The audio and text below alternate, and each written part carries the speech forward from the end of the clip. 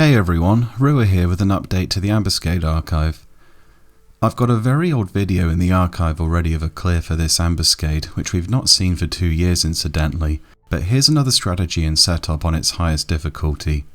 This approach is pretty much the path of least resistance, but it does require you to find 2 good Puppetmasters.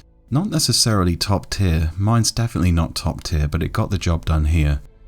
The 3 Lamia in this Ambuscade have very dangerous gaze attacks they use frequently, AoE attacks which work when a player is not looking at them, which are even worse, inflicting petrification and doom.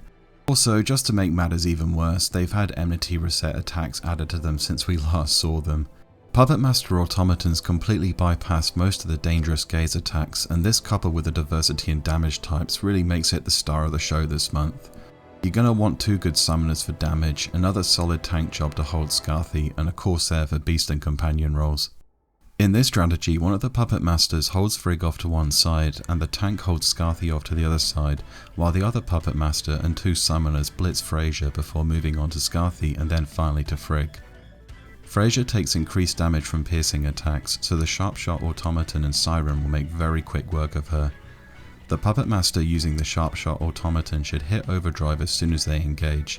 It should last the entirety of the Frazier and Scathi battles if all has gone according to plan. The Puppetmaster and Summoners should face Frazier but keep their distance to 20 arms. Do not stand directly in front of Frazier or her conal petrification will hit you.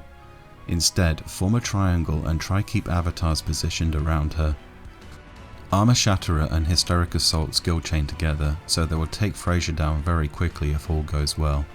Astral Conduit is not necessarily needed, but you might as well use it if you're planning on resetting the Puppetmaster's overdrive, which I do recommend if you want this to indeed be the path of least resistance. Even then, Conduit's not a guaranteed win here. This is because Frazier's Petrification and Edifying Dance, that's AoE Terror and Enmity reset, will stop Conduit dead in its tracks, so it's really not guaranteed, be mindful of that. Once Frazier dies, move on to Scathi. Scathi takes extra damage from blunt attacks, so Summoner should switch avatars to Ramuh. Scathi's danger is that she can use Blight Dance, which inflicts Petrification and a powerful 300 HP tick poison to anything looking at her.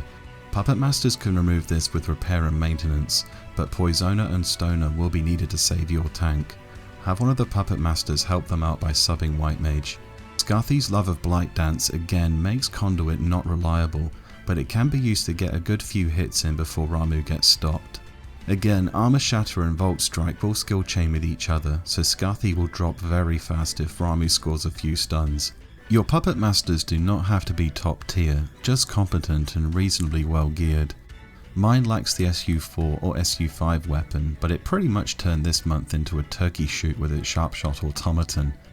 I've posted a complete attachment loadout in the pinned comment below, but I would just say that the Attuna making the Automaton ignore a lot of its target's defense under overdrive is what makes it so powerful. Be mindful of the enmity reset attack, Heaven's Arrows. If it goes off, then your tank needs to get enmity back fast before things escalate. Once Scathi dies, then it's a guaranteed win.